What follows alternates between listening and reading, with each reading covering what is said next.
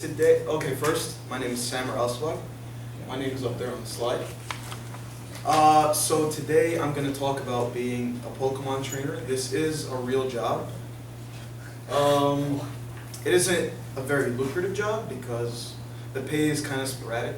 You don't get paid consistently. Let's just go. So first, what is a Pokemon trainer? According to a website, bulbapedia.com, a person who catches, trains, cares for, and battles with Pokemon. The majority of people within the Pokemon world are Pokemon trainers. So, what are Pokemon? Pokemon are creatures created based on animals and other creatures. They could also be based on robots. They're kind of a wide variety of creatures. They look like so many things. So, oh yeah, how do we get paid? Pokemon trainers, so they get paid by fighting other Pokemon trainers in Pokemon battles. So depending on the type of Pokemon trainer and how strong they are, you get the money varies. So if you fight a young kid who's like 10 years old, you'll probably get like 500 Pokemon dollars, which is probably like $5. So at the age of 10, many Pokemon trainers leave their home to start off on their adventure, and they're usually accompanied with a starter Pokemon obtained from a Pokemon professor, such as Professor Oak or our student that's here, Martin. Okay, so the ultimate goal of being a Pokemon trainer is being a Pokemon master. So I like to describe a Pokemon trainer as the following. It is referred to in a song. So I want to be the very best that no one ever was. To catch them is my real test. To train them is my cause. I will travel across the land, searching far and wide. Each Pokemon to understand the power that's inside. Pokemon, gotta catch them all. It's you and me. I know it's my destiny. Pokemon, oh, you're my best friend. In a world we must defend. I would go on, but yeah. So there are different classes of Pokemon trainers. So there are the youngsters. They pretty much suck. The most well-known youngster is youngster Joey, who battles battles people with his Rattata, who gets destroyed consistently, day in and day out. There are the bug catchers, who are very equally as bad. There are the hikers. They're okay. They're all right. There are the ace trainers. They're amongst the best of the normal Pokemon trainers. And then you have the gym leaders, who are amongst the best. What are gym leaders? So most towns or cities, they have their own Pokemon gym. And you go there, Pokemon trainers battle them to receive a Pokemon badge. You receive 8 badges in each region, and you go to that certain Pokemon league. And if you fight through the Elite Four and the Champion, which are the very best of the Pokemon trainers, you become the champion. You have to beat all 4 of them right after each other, consecutively, and then you have to fight off the champion. So yeah. So I'm going to take you guys on the journey of being a Pokemon trainer. It's going to be my journey over the weekend. I became a Pokemon trainer over the weekend recently. So this is my home, Esperia City. My mother tells me to meet Professor Juniper, a world-renowned Pokemon professor in the Unova region. Okay?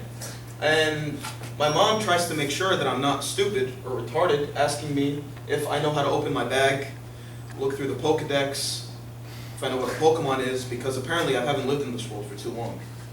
Oh, at this time I'm 16 years old. 16-year-olds in this region, they leave their homes. Wait, 16, not 10? Yeah, certain regions they leave at 16. So you became 16 years old over the weekend? Yeah. That's pretty rad. It's like 13 going up 30. No, it's a bigger. But it's older than going on. Is this Yep. the day after your sweet 16? Or? So as you can see, that is my Sounds room. like big. I have a bed, table, TV. My mom doesn't have a room for some reason. I guess she lives in the living room.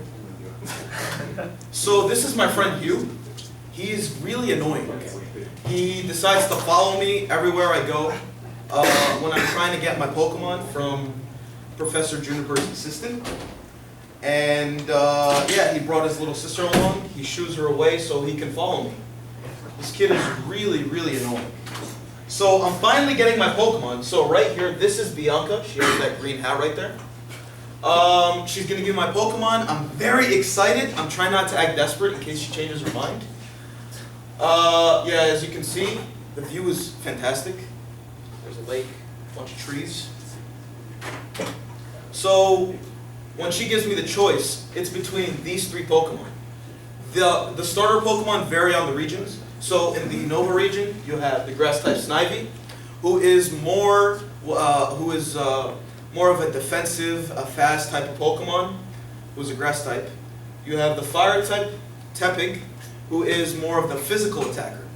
And you have the water type Oshawott, who is a water type Pokemon who is more well-rounded. So it could be, and depending on the Pokemon, it could be very good at special attack, physical attack. It depends. So I decided to choose Oshawott, and I named it Shelby because it was a girl. And these are its stats. It's very low right now because it's at level 5. And for this one, it's very good at special attack compared to its other stats. And it is very awesome, especially when it evolves. It grows a mustache. Huh? Yeah, it happens. So, oh my God, this kid.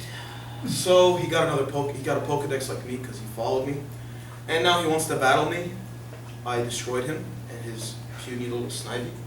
This is the face of a loser. Let's fast forward a little. I'm walking across at the first route by my house, and I see this guy jump off a cliff to greet me for some reason. So this is Alder. He is my mentor. Yeah, I saw him jump off a cliff. We've been friends ever since. I've only interacted with him for about 2 minutes, but we're already great friends. He is a boss because, I mean, when you jump off a cliff and nothing happens to you, that is what you are. So I caught another Pokemon after I met Alder. This is Riolu. This looks like more of a fox type of Pokemon. I named it Sly after the fox from the video game. As you can see, it looks pretty cool. As it evolves, it looks even better. It's very good with its physical attack. As you can see, its HP, its health points, hit points are a bit low because I had to attack him to acquire him. Oh my God, this kid. He's following me everywhere. So I have to go to this ranch because I have to save this couple's Pokemon, which looks like a dog. For some reason, he wants to battle me again to see how strong he is. And I destroyed him again because, I mean, this kid just really annoying. So fast forward more. I go back to the town I was previously, and I fight the first gym leader, Sharon, who is a normal type Pokemon. A normal type trainer. He was very strong before, and then for some reason, when he became the first Pokemon gym leader, his Pokemon became weak, and I beat him with my Pokemon. Fast forward a little more, I go to Burbank City, where I face Roxy, the rocking poison type gym leader. She has, as you can tell, poison type Pokemon, and I beat her and I won my second badge. And then I fought some bad guys, Team Plasma. They're the equivalent of Team Rocket from the Kanto region, in case you didn't know. And they like stealing Pokemon, hurting other people, but Hugh, Roxy, and I handled them. The reason Hugh was with me, I mean, yeah, he's annoying, but a boss needs help sometimes, you know? And then I went to Castelia City. This city is actually based on New York City.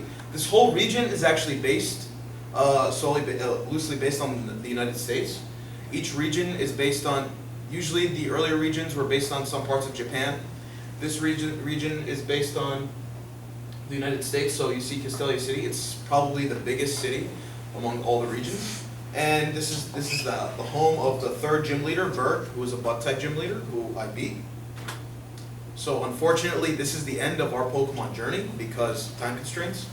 And I assure you that I beat everyone. I became the champion, and I'm the very best that no one ever was. To conclude, though, there are some famous Pokemon trainers in previous regions. There is Ash Ketchum. Began his journey at the age of 10 and was forced to accept a Pikachu because he woke up late in his first day to receive a Pokemon from Professor Oak. He is a terrible example of a Pokemon trainer because he doesn't want to evolve his Pikachu for some reason. It's a very, very weak mouse-type Pokemon. which if you expose it to a Thunderstone, it evolves to a stronger mouse-type Pokemon, Raichu, but is still relatively weak compared to the other Pokemon. Gary Oak, he is the man. He is Ash's neighbor. Since they were young, he received an Eevee as his first Pokemon, decides to become a Pokemon professor, and follow in the footsteps of his grandfather. So, thank you very much for listening to my presentation. I know, this is my trainer card. As you can see, these are my agent badges. And yeah, thank you very much.